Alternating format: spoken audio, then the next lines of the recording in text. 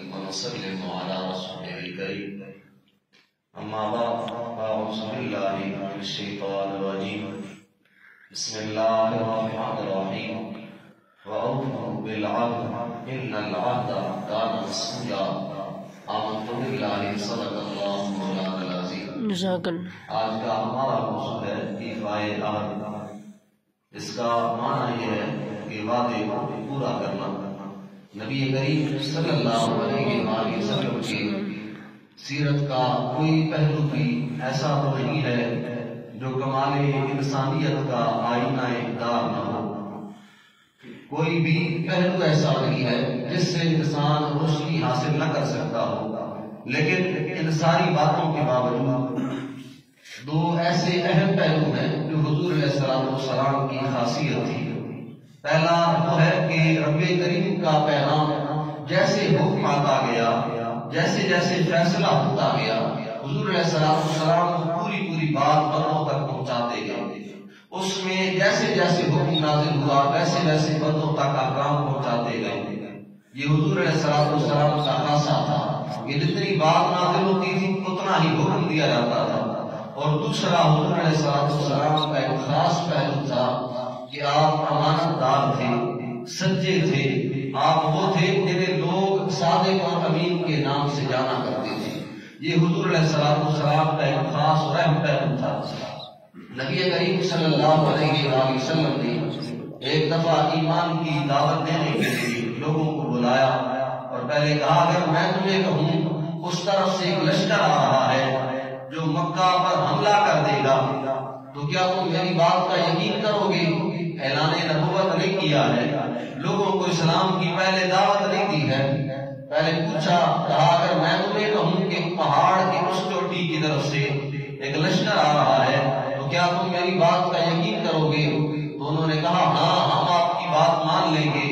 فرمایا کیوں مانو گے؟ تو انہوں نے کہا ہم نے آپ کو ہمیشہ صادق اور امین ہی دیکھا ہے. ہم نے دیکھا ہے کہ آپ سچے ہیں اور آپ امانت کی پاسداری کرنے والے ہیں. آپ کے پاس کوئی امانت رکھی جائے تو آپ اس کی حفاظت کرنے والے ہیں. آپ وعدے کو پورا کرنے والے ہیں. اور اللہ کریم نے قرآن پاک کے اندر ارشاد فرمایا والذین هم لأماناتهم وعہدهم راعون. مالک نے فرمایا اللہ کے بندوں میں سے کچھ وہ بھی ہیں جو اپنی امانتوں کو اور اپنے وعدوں کو پورا کیا کرتے ہیں. جو ان کے پاس امانت رکھی جاتی ہے اس میں خیانت نہیں کرتے ہیں. جو وعدہ کرتے ہیں اس وعدے پہ ہمیشہ پورے اترتے ہیں. ورنہ ان کی ایک اور صفت ہے والذین هم علی صلواتهم یحافظون کہ وہ اپنی نمازوں کی حفاظت کیا کرتے تھے. جب کبھی اذان کی آواز بلند ہوتی تھی وہ محبت کا لمحہ چھیڑنے کے لیے مالک کی بارگاہ میں سر مسجود ہو جایا کرتے تھے. ورنہ یہ وہ لوگ ہیں اولئک هم الوارثون جن کو ہم وارث بنائیں گے. کس چیز کا؟ فرمایا الذین یرثون الفردوس، یہ جنت الفردوس کے وارث لوگ ہوں گے. اولئک هم الوارثون الذین یرثون الفردوس هم فیہا خالدون. فرمایا جنت الفردوس کے وارث بھی ہوں گے اور ہم انہیں کبھی جنت سے نکالیں گے نہیں، یہ ہمیشہ پھر جنت میں ہی رہیں گے.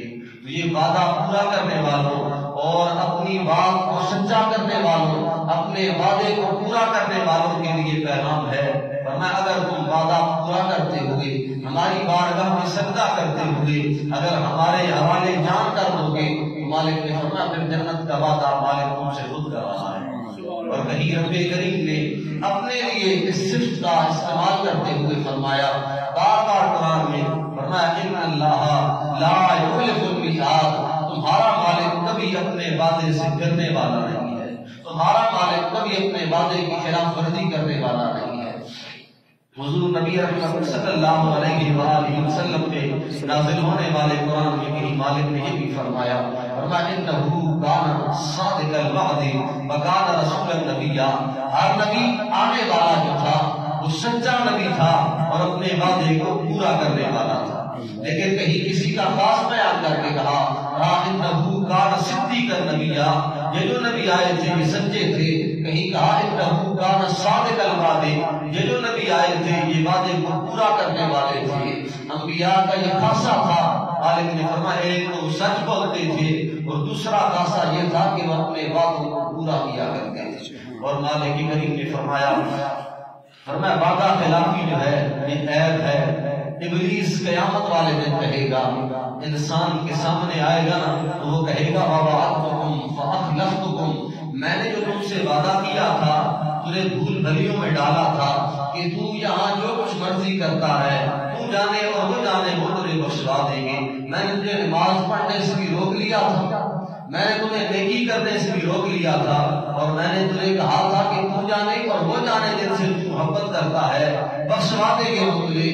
اب وہاں ابلیس کے آپ سامنے آئے گا اس شخص کی تو کہے گا وَوَعَدْتُكُمْ فَأَخْلَفْتُكُمْ، میں نے تجھ سے وعدہ کیا تھا تجھے جس دھول بھری میں ڈالا تھا، وہ کہے گا فَأَخْلَفْتُكُمْ، میں نے تجھ سے جھوٹ بولا تھا، میں نے تو اپنے وعدے کی خلاف ورزی کی تھی۔ تو یہ جو بندہ بھی انسان مسلمان ہوتے ہوئے وعدہ کر کے وعدہ توڑ دیتا ہے تو وہ سمجھ لے اس میں یہ صفت جو پائی جاتی ہے وعدہ توڑنے والی، یہ رحمانی صفت نہیں ہے، یہ شیطانی صفت ہے۔ اس کا یہ جو خاصہ ہے جو وعدہ کر کے توڑ دیتا ہے، کئی لوگ ہوتے ہیں ایسے کہ بات کرتے ہیں، بات پکی نکال دیتے ہیں، کہتے ہیں پکی بات ہے، تو سامنے والا پکی ہی سمجھتا ہے، اسے پتا ہوتا ہے کہ یہ ہمیشہ جھوٹی ہوتا ہے، یہ ہمیشہ وعدہ توڑنے والا ہی ہوتا ہے۔ اب وہ بندہ جو بار بار ایسے ہی کرتا ہے وہ سمجھ لے کہ وہ شیطان کا دوست ہے، شیطان کے ساتھ ہے وہ، کیونکہ وہ شیطان والی صفت اختیار کیے ہوئے۔ اور نبی کریم صلی اللہ علیہ وآلہ وسلم کے ارشادات کی روشنی میں اگر دیکھیں تو جنگ بدر کا موقع ہے، سب سے پہلا معرکہ ہے حق اور باطل کا۔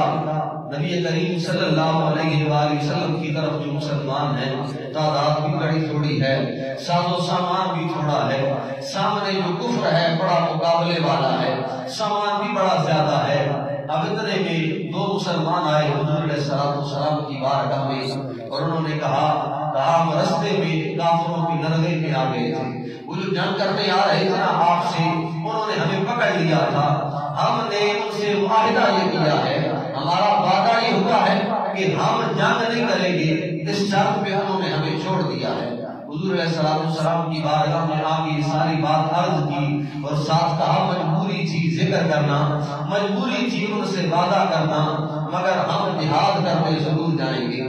تعداد بھی تھوڑی تھی، ساز و سامان بھی تھوڑا تھا، ایک بندہ قیمتی تھا، دو صحابی رسول جان ہتھیلی پہ لڑے رکھے کہہ رہے ہیں ہم لڑنے کے لیے تیار ہیں، مگر کریم محمود علیہ السلام نے فرمایا نہیں، تو ان سے وعدہ کر کے آئے ہو، وہ چاہے غیر مسلم ہیں لیکن ہم اپنے وعدے کی پاسداری کرنے والے ہیں، ہم اپنی کبھی وعدے کے مخالف نہیں جائیں گے، اللہ کریم کی طرف سے ہم نصرت کی امید رکھیں گے۔ اور صلح حدیبیہ کا موقع ہے، شرائط طے پائی دونوں فریقین میں، مسلمان اور کفار کے درمیان کچھ شرائط طے پائی، ان شرائط میں سے ایک شرط یہ تھی کہ اگر مکہ سے کوئی مسلمان ہو کر حضور علیہ السلام کی بارگاہ میں آ جاتا ہے، مدینہ منورہ میں آ جاتا ہے اور مکہ والے کہتے ہیں کہ ہمیں یہ بندہ واپس کیا جائے، تو معاہدے میں طے پایا کہ وہ بندہ واپس کیا جائے گا۔ اب یہ معاہدہ تحریر ہو گیا، معاہدہ طے پا گیا، ابھی یہ بات پھیلی نہیں ہے، ابھی یہ بات وہاں سے باہر نہیں نکلی ہے۔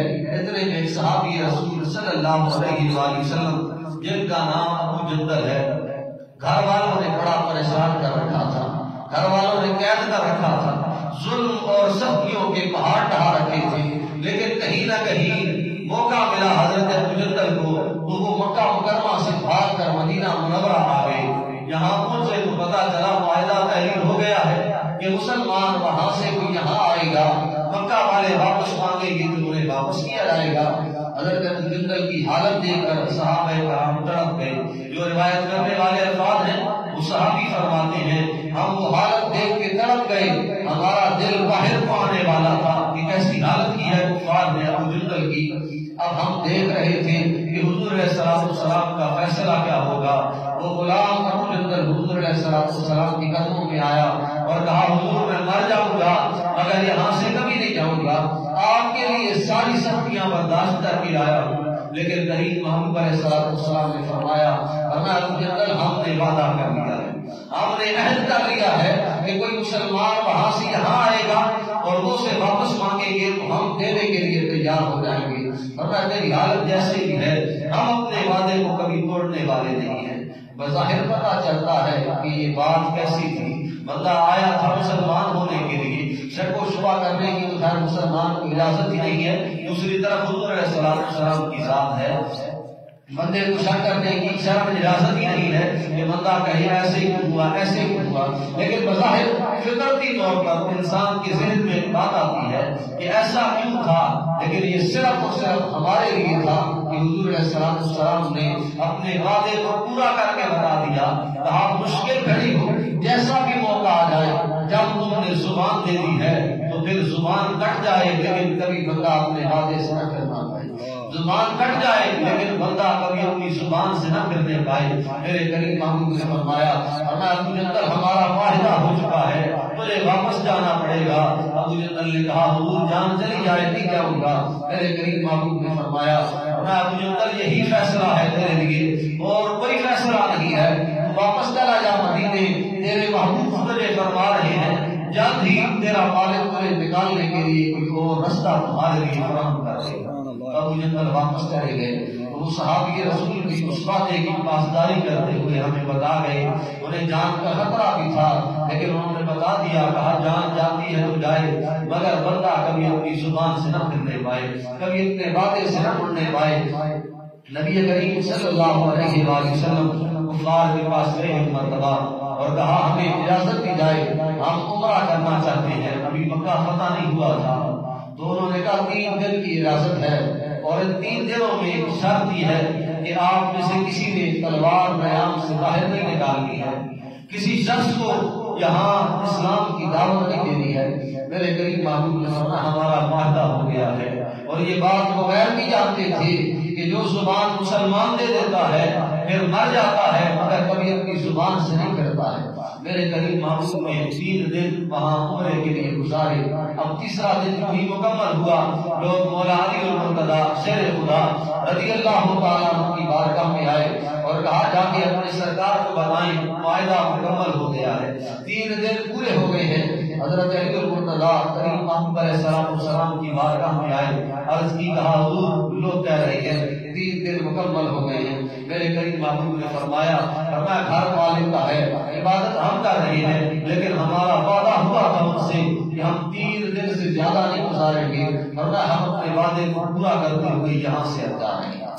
رب کے گھر کو بھی چھوڑا، خانہ کعبہ کو بھی چھوڑا، فرمایا ہم نے زبان دی ہوئی ہے، ہم نے وعدہ کیا ہوا ہے، ہم اپنے وعدے سے کبھی پھرنے والے نہیں ہیں۔ اور ایک بہت خوبصورت بات حضرت عبداللہ بن ابو الحمصاء جو ہمارے لیے مشعل راہ ہے، وہ فرماتے ہیں میں اعلان نبوت سے پہلے ایک مرتبہ حضور علیہ السلام کے آمنے سامنے ہوا، ہماری خرید و فروخت ہوئی، میں نے کوئی چیز حضور علیہ السلام سے لی، اب میرے پاس جو پیسے تھے نا میں نے آدھے پیسے ادا کر دیے اور میں نے کہا آپ یہیں پہ کھڑے رہیں، میں پیسے لے کر آ رہا ہوں، باقی پیسے آپ کو ادا کروں گا۔ اب حضرت عبداللہ بن ابو الحمصاء فرماتے ہیں میں گھر میں گیا لیکن مجھے یاد نہیں گیا، مجھے نہیں یاد رہا کہ میں وعدہ کر کے آیا ہوں، اور مگر 2 دن پورے گزر گئے تھے، تیسرا دن تھا، مجھے یاد آیا میں تو کسی سے وعدہ کر کے آیا تھا کہ تجھے مال لینے آؤں گا، اور مگر میں فوراً وہاں سے مال لے کر نکلا، لیکن کیا دیکھتا ہوں جہاں پہ وعدہ کر کے گیا تھا کہ یہیں پہ کھڑے رہے ابھی آتا ہوں، تیسرا دن گزر رہا ہے جس سے وعدہ کر کے گیا تھا وہ وہیں پہ کھڑا ہوا۔ حضور علیہ السلام 2 دن گزرنے ہیں، تیسرا دن ہے، تیسرے دن بھی کریم محمود علیہ السلام وہیں پہ کھڑے تھے۔ کس لیے؟ آپ وہ کہتے ہیں میں پہنچا تو میں نے پوچھا، میں نے کہا دیر ہو گئی تھی آپ چلے جاتے، میرے کریم محمود نے فرمایا میں کیسے چلا جاتا، میرا تجھ سے وعدہ ہو گیا تھا، تو نے مجھے کہا تھا کہ آپ یہیں پہ کھڑے رہے، میں آ رہا ہوں، تو پھر میں نے یہیں پہ کھڑے ہونا تھا، جب تک نہ آتا میں یہیں پہ کھڑا رہتا۔ حضرت عبداللہ بن ابو الحمصاء فرماتے ہیں 3 دن انتظار بھی کرنا پڑا، لیکن جب بات کی تو چہرے پہ کوئی بال نہیں تھا، کوئی چہرہ بدلا ہوا نہیں تھا، بلکہ صرف اتنا فرمایا میں بڑی دیر کر دی ہے، میں تو 3 دن سے تیرا یہاں پہ انتظار کر رہا ہوں۔ اور کہیں نبی کریم صلی اللہ علیہ وسلم نے فرمایا فرمایا تم میں سے جو بندہ مجھے 6 چیزوں کی ضمانت دے دے، فرمایا میں اسی جنت کی ضمانت دیتا ہوں۔ پہلی چیز یہ ہے کہ جب بھی تم بات کرو تو سچ بولو، اس بات کی ضمانت دے دو تو فرمایا میں تمہیں جنت کی ضمانت دیتا ہوں۔ دوسری بات فرمایا جب تم وعدہ کرو تو اپنے وعدے کو پورا کرو۔ تیسرا فرمایا جب تمہارے پاس امانت رکھی جائے تو تم امانت میں کبھی خیانت نہ کرو، وہ بات ہو، پیسہ ہو، مال و دولت ہو، جو کچھ بھی ہو، جب تمہارے پاس امانت رکھی جائے تو تم اپنی اس کی امانت میں کبھی خیانت نہ کرو۔ چوتھی بات فرمایا جب تم اپنی شرمگاہوں کی حفاظت کر لو تو پھر میں تمہیں جنت کی ضمانت دیتا ہوں۔ پانچویں بات فرمایا جب تم اپنی نگاہوں کو نیچے رکھتے ہوئے چلو، کبھی ادھر دیکھ رہے ہو، کبھی ادھر دیکھ رہے ہو، کبھی کسی غیر محرم پہ نظر ہے، کبھی کسی غیر محرم پہ، فرمایا ایسے نہ ہو، اپنی نگاہوں کو نیچے رکھتے ہوئے گزر رہے ہو۔ اور چھٹی بات فرمایا اپنے ہاتھوں کو گناہوں سے روکے رکھو، یہ 6 کام کرنا تمہارا کام ہے اور تمہارے محبوب تمہیں جنت کی ضمانت دے رہے ہیں۔ اور کہیں نبی کریم صلی اللہ علیہ وآلہ وسلم نے بات ختم کرتے ہوئے اس بات کو بتاتے ہوئے ہی کہا لا ایمان لمن لا عہد لہ، ورنہ جو اپنے وعدے کو پورا کرنے والا نہیں ہے، نبی کریم صلی اللہ علیہ وآلہ وسلم نے فرمایا وہ سمجھ لے اس کا کوئی ایمان ہی نہیں ہے۔ جس نے اپنا وعدہ نہیں پورا کیا ہے، جو اپنی بات میں پورا اترنے والا نہیں ہے، ورنہ وہ سمجھ لے اس کا کوئی ایمان نہیں ہے۔ وہ وعدہ کیا ہوتا ہے؟ اگر ہم کسی سے کوئی بات کرتے ہیں کہ آپ بے غم ہو جائیں، اب یہ بات جانے اور میں جانوں، وعدہ کہنا کہ میرا تم سے وعدہ ہے یہ کوئی ضروری نہیں ہے، آپ میں لانا کوئی ضروری نہیں ہے۔ آپ نے کسی کو زبان دے دی ہے تو بندہ مومن کی زبان ہی وعدہ ہوا کرتی ہے۔ مالک نے فرمایا وَأَوْفُوا بِالْعَهْدِ، وعدے کے بارے میں وعدے کو پورا کرتے رہو۔ ان العہد کان مسئولا، بے شک تمہارا مالک تمہارے وعدے کے بارے میں تم سے قیامت والے دن سوال کرے گا۔ اللہ کریم کی بارگاہ میں دعا ہے مالک عمل کی توفیق عطا فرمائے۔ آخر دعوانا الحمدللہ رب العالمین۔